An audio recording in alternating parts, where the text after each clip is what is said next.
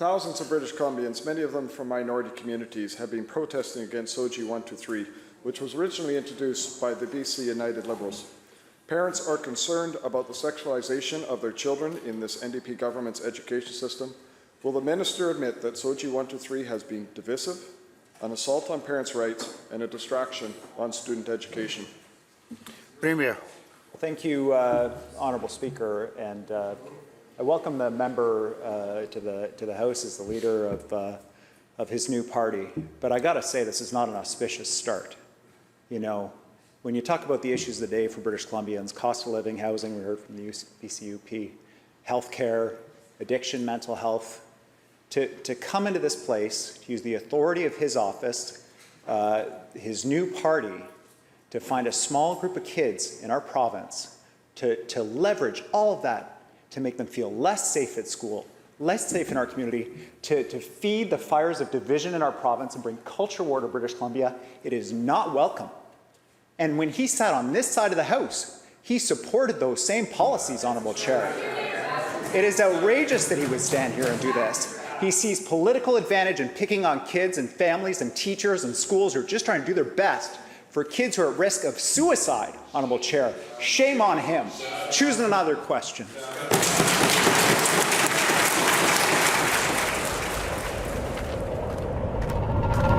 Choose another question. That's what the Premier of British Columbia thought was an appropriate response to this MLA following his question. And for my non-Canadian viewers, an MLA is a member of the Legislative Assembly, which means that this man was elected by the people in his riding to represent them, to bring hard questions and to demand answers from their government, and that's exactly what he is trying to do in this so-called democracy, and he was completely shut down by the BC Premier for asking a very legitimate question. Now, the first time I ever heard about this guy was just a few days ago, as this BC Conservative leader was criticized for comparing parental rights to residential schools. And I must say, I thought his tweet was pretty brilliant and pretty on point.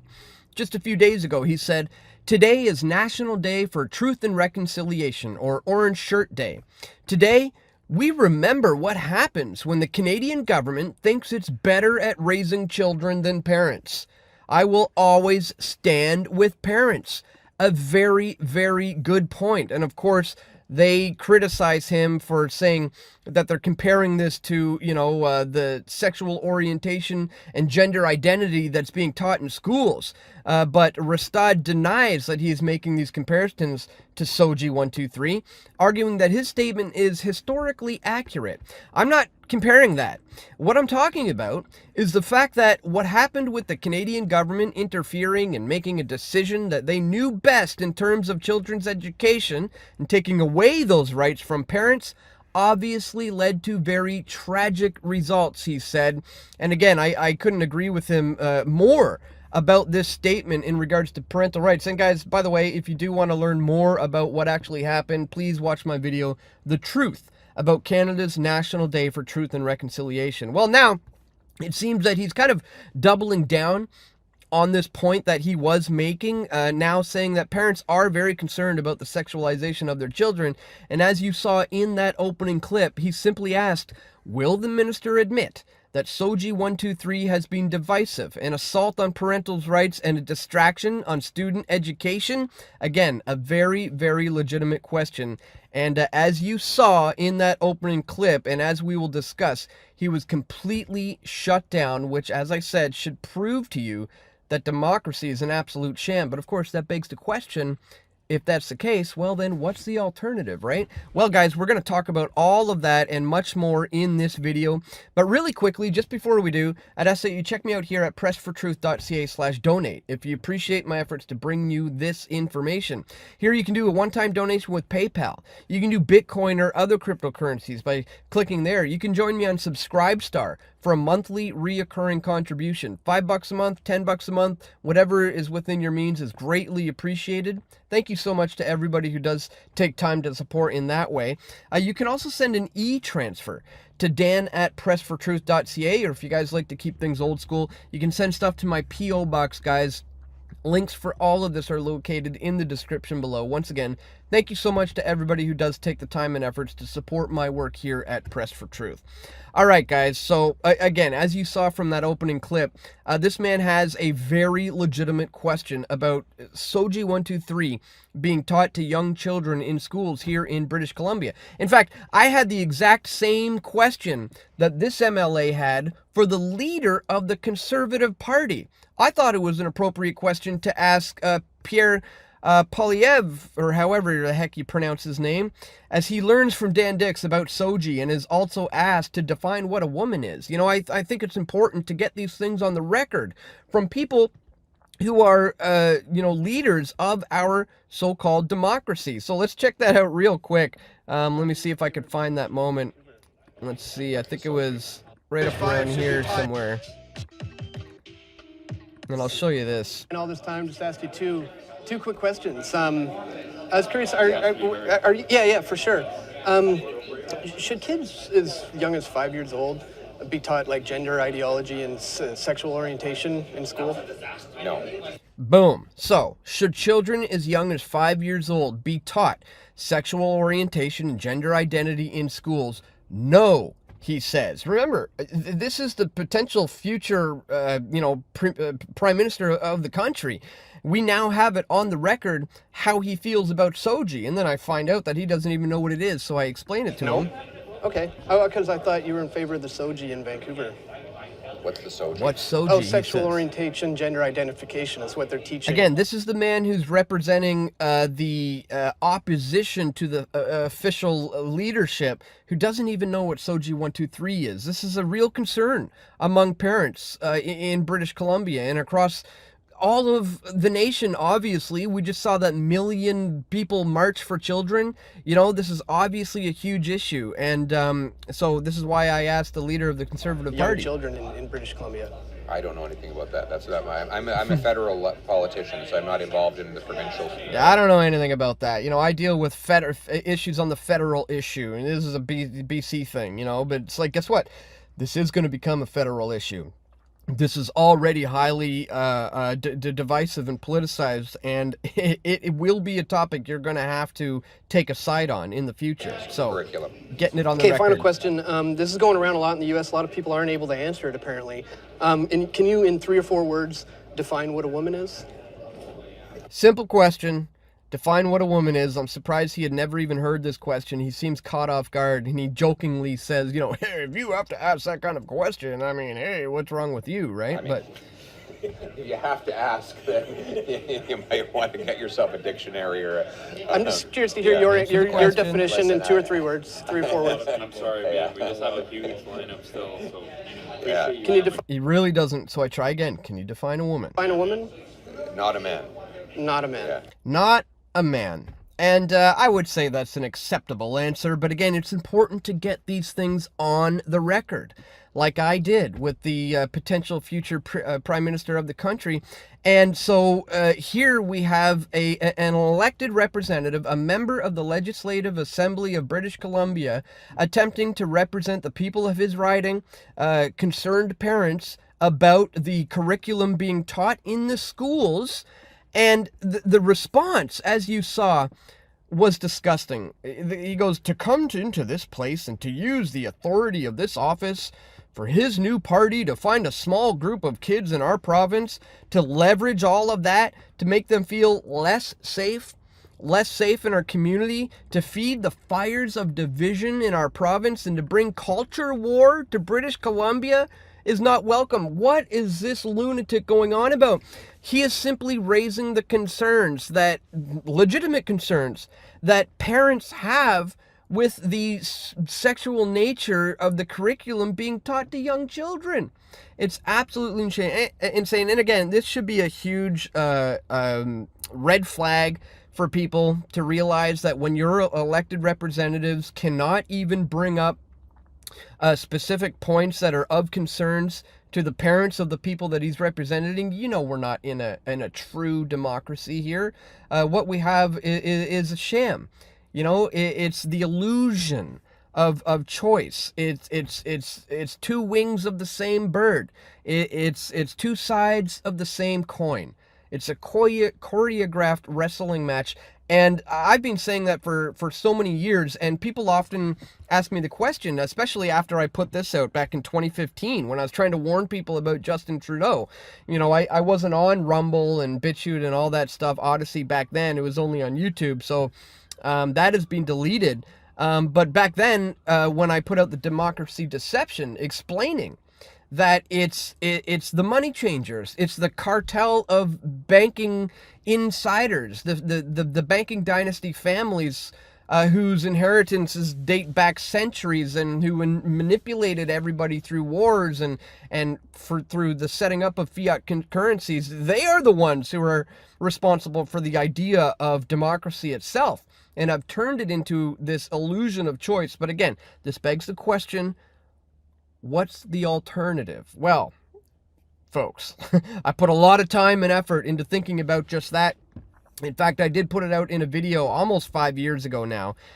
Part 2 of the Democracy Deception, What's the Alternative? Democracy is just the deception that we are somehow progressing just because we vote, when really, democracy is just another version of communism. And like any communist state, the erosion begins with the family.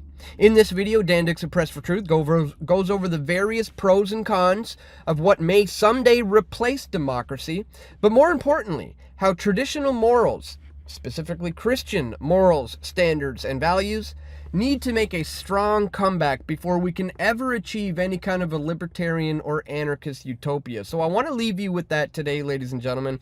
I put a lot of time and thought and effort into that particular video. I've had a lot of new subscribers and new followers here at Press for Truth over the years, so there's a good chance you haven't seen this breakdown of mine on why democracy needs to be replaced and what could potentially replace it in the future. So I want to leave you with that today, guys. The Democracy Deception Part 2, what's the alternative? And also, once again, if you do appreciate my efforts to bring you with all this information, don't forget to check me out here at pressfortruth.ca/donate. Thank you so much to everybody who has taken the time and will take the time today to support my efforts at Press for Truth. And that's all for today, guys. So I want to leave you with this video that I put an awful lot of time and effort into almost 5 years ago now. So there's a chance you haven't seen it. Even if you have seen it, give it another watch, because it contains a lot of really solid information. So without further ado, this is the Democracy Deception Part 2. What's the alternative? This is Dan Dix here, reporting for Press for Truth with an important message here on the eve of our federal selection, and that is, the system isn't broken, my friends. The system is fixed. Democracy is the deception that we are somehow progressing just because we vote, when in reality, democracy is really just another version of communism. And like with any communist state, the erosion begins with the family. Parents aren't raising their children anymore. The state is. And public schooling really is just the indoctrination of our youth. And now, when the youth rebel against the establishment, what they're fighting for is bigger, badder establishment. Children are, despite the cliche, the future, and the state knows this. As the state has eroded the family through mandatory indoctrination centers, they've also attacked the family structure by overly empowering women and by destroying the purchasing power of the money. Those two tenets sent women into the workplace, further diminishing a child's experience with the governance of a patriarchal family. I mean, the family itself is a small, self-contained governing unit, and the child comes first. And how children are raised will determine their immediate outlook post-family life when they reach adulthood. The problem, of course, is cultural Marxism, which should be more accurately called cultural Gramscism, since it originates with the communist Antonio Gramsci. While in prison, Gramsci wrote his famous prison notebooks, which described how to erode Western values like Christianity and family. Karl Marx, however, believed that basic material factors influenced history, and culture was a part of the superstructure. So technically it's wrong to attack the culture. We're supposed to just sit and wait for the inevitable communist revolution. But just as capitalism hasn't impoverished the working class, in fact, it's done just the opposite, Marx's theory that culture comes later is also flawed. Instead of intellectuals taking up arms and physically fighting the state for power, Western communist intellectuals have taken up high positions in universities and public schools. Throughout the 20th century, this group praised actual tyrannies, like the Soviet Union or Mao's China. They militarized feminism and other equality rights groups. They attacked the language. They invented political correctness and developed the idea of a microaggression, which claims that the very language we use is by default racist, sexist, and violent. The real tyranny, according to these Western intellectuals, is not coming from the barrels of the communist guns, but it's coming from the West and its bourgeoisie culture. The cultural march throughout the institutions has turned the patriarchy into an enemy. That is, the traditional family unit, the moral and ethical standards of Jesus Christ, private property, and capitalism. And this isn't to say that women shouldn't own property or that past patriarchal societies were free of aggression. On the contrary, these societies also had states, and the Christian churches were rarely a beacon for liberty. But these past beliefs have led Western civilization through the ages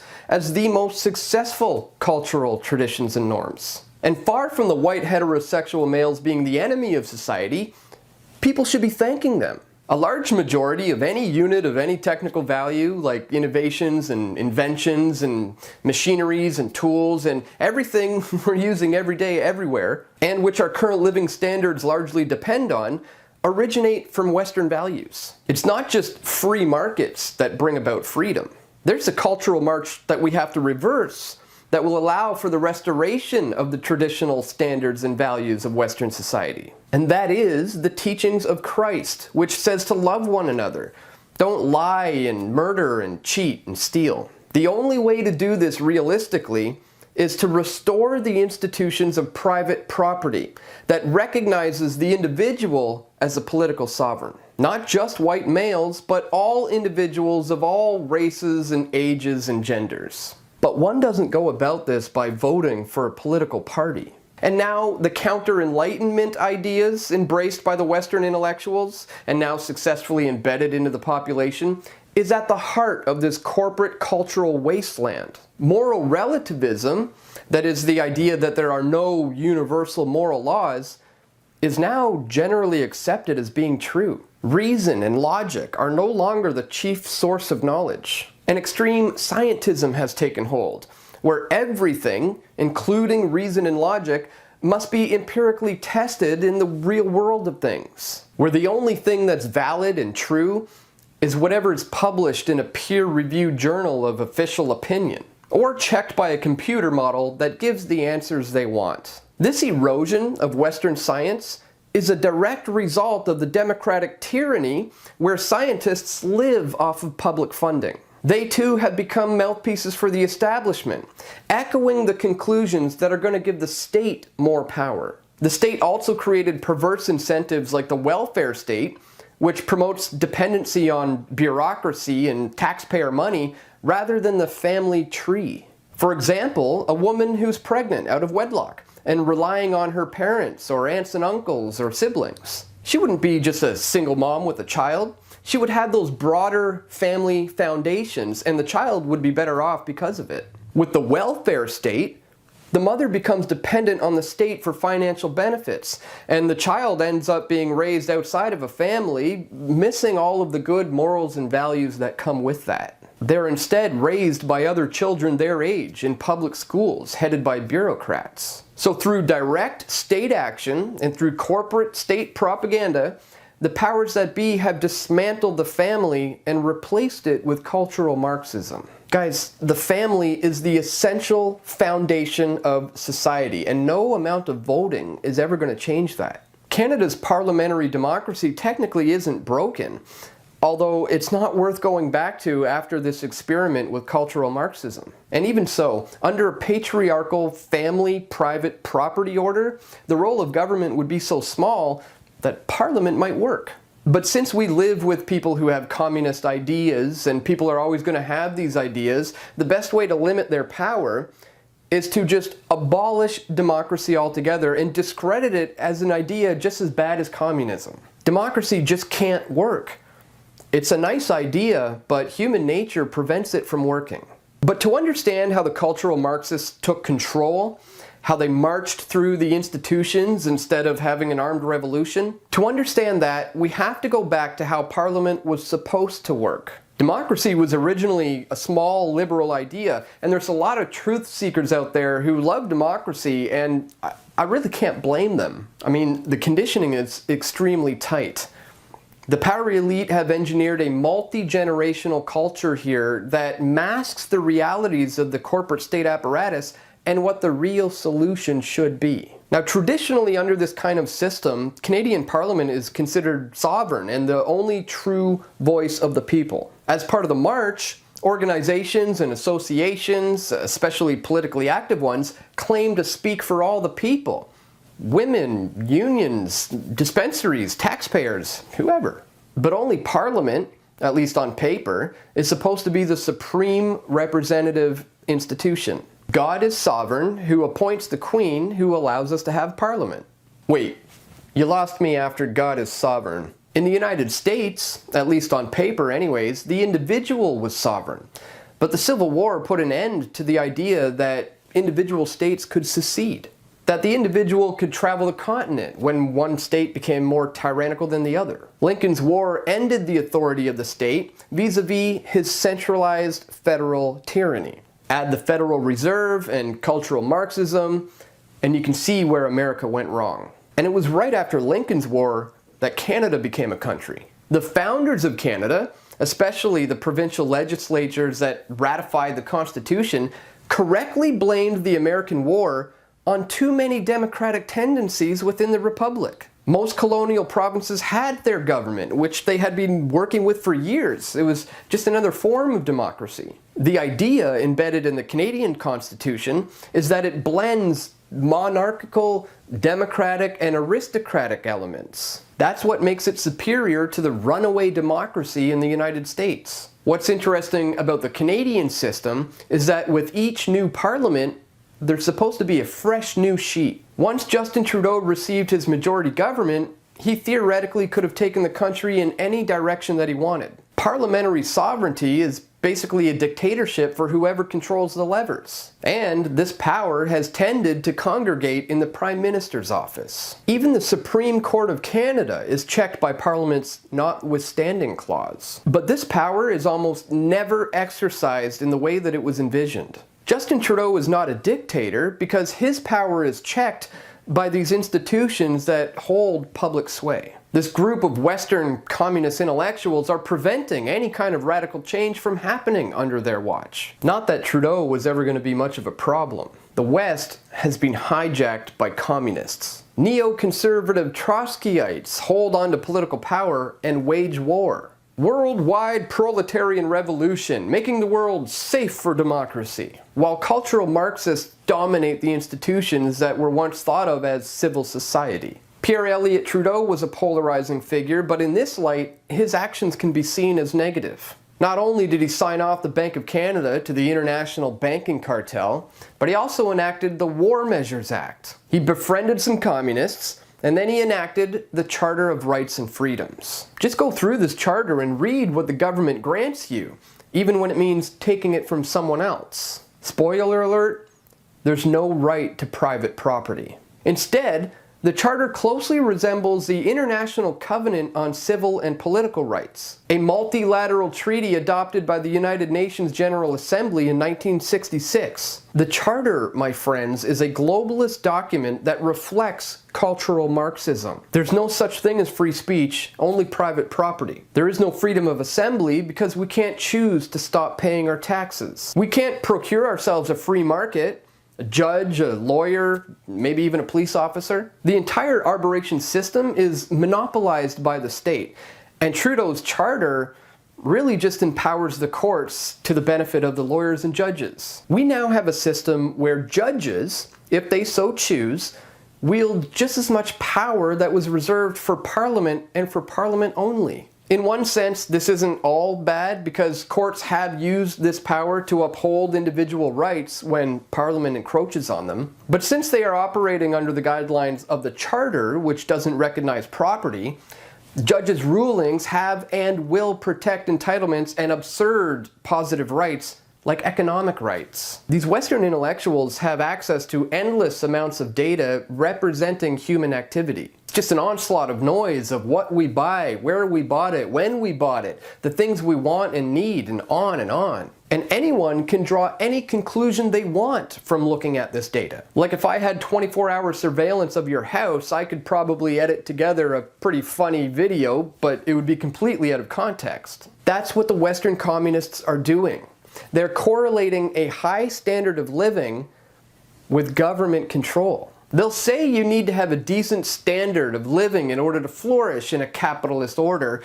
And in order to do that, they have to have laws like basic income. Canadian courts, thankfully, has been hesitant in this area, referring some of these matters back to Parliament. Yet all it takes is for one person or coalition to sue the government and keep winning court battles. While court cases have facts and logic on their side compared to the democratic tyranny of politics, the judicial arena is predicated on that globalist document, the Charter of Rights and Freedoms, which has no right to private property. As Canada adopted more Marxist ideas like state-imposed multiculturalism and neoconservative free trade, international treaties, organizations, and tribunals have eclipsed Parliament's power. And in an even greater sense, overriding domestic institutions of law and order for an unelected global bureaucracy. Globalization is a manifestation of a communist dream for an international command and control economy.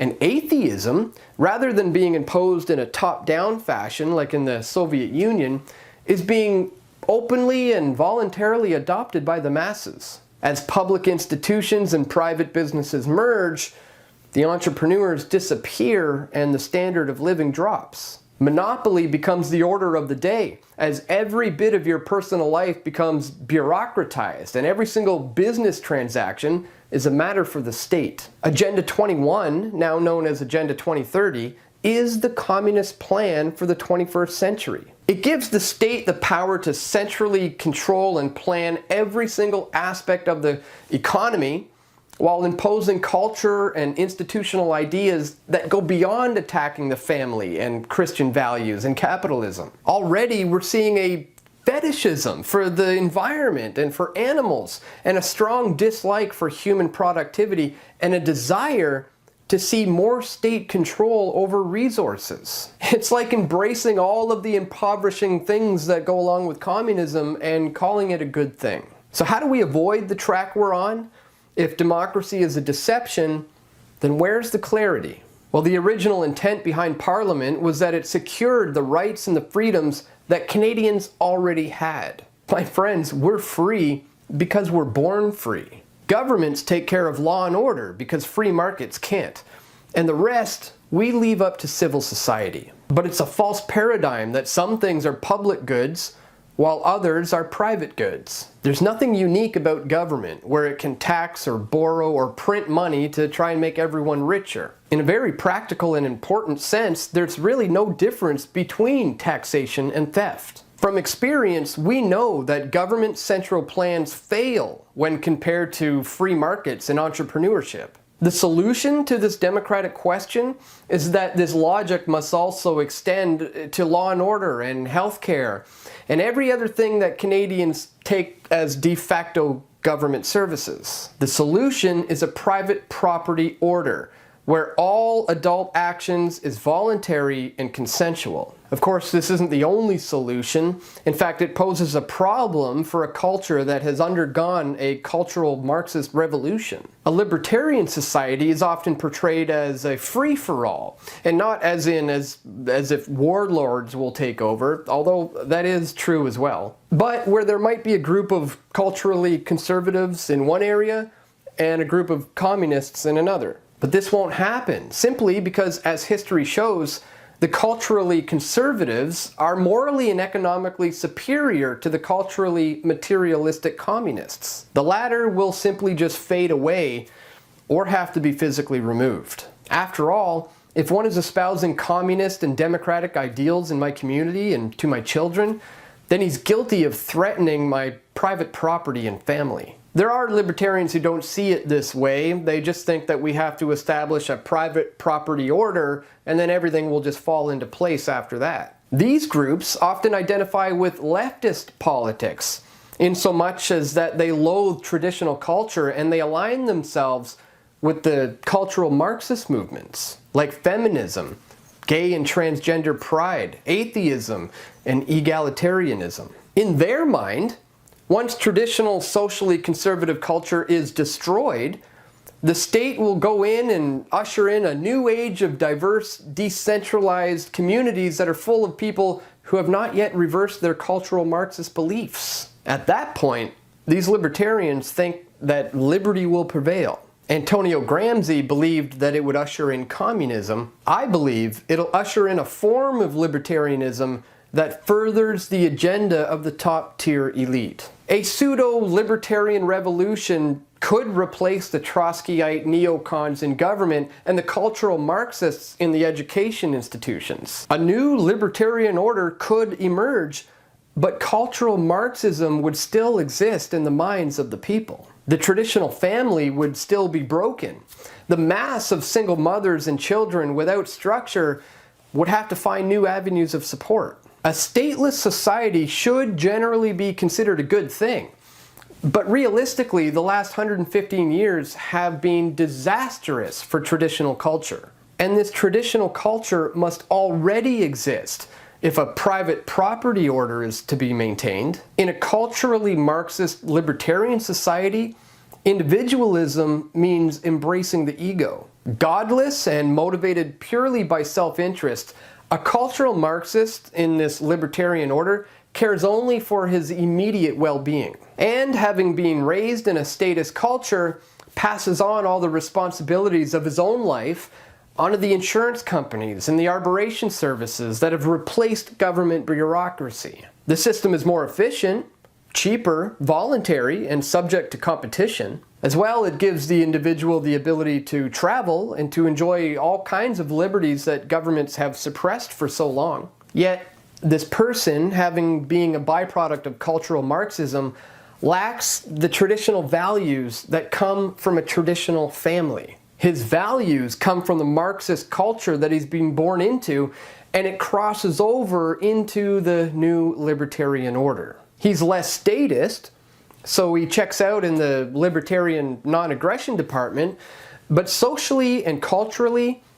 he's still a leftist. This poses a threat to the order, since a compliant population that defers power to the megacorporations will, as the critics contend, revert back into a state. Now, this criticism is true if the population has a failing grasp of libertarian principles or remains under the cultural influences of the Western communist intellectuals. All while adhering to the basic non-aggression principle, for-profit companies can still utilize their customers' belief systems and continue with subversive advertising and generally become the be-all and end-all arbitration services. The worst rise to the top, whether it be in governments or corporations. And making corporations stand on their own 2 feet absent government taxation and subsidies is a step in the right direction. But as long as cultural Marxism remains the religion of the day, this libertarian order is only going to serve the power elite. People will be tracked, there will still be surveillance, but on a voluntary basis. A cashless society is possible under a voluntary private property order. As long as the people demand it, it will happen. Big nanny state organizations raising your children while you go to work? As long as it's paid for voluntarily, then go at it. This is the danger a pseudo-libertarian revolution encounters. A successful libertarian anarchist revolution requires that we reverse this long march through the institutions. Otherwise, we're leaving the door open for something even worse. But that doesn't mean we have to work inside the system in order to reverse the damage. What needs to be shown is the moral and economic superiority of the traditional bourgeoisie family model compared to the alternative lifestyles of the communists. Government begins at the local level, but even smaller than community, it begins with the family. And no society that has ever tried to destroy the family has lived to tell about it. And that's not to say that everyone must live a certain socially conservative life. Certainly, these societies are responsible for some of the largest states, but never should the state be confused with the people, especially democratic ones. Even Western states are attacking their own people who hold traditional views. The patriarchy deserves our respect because all of us, in one way or another, have been a beneficiary of that system. You destroy that, and you destroy civilization. And no amount of voting will ever change that fact. We all want truth.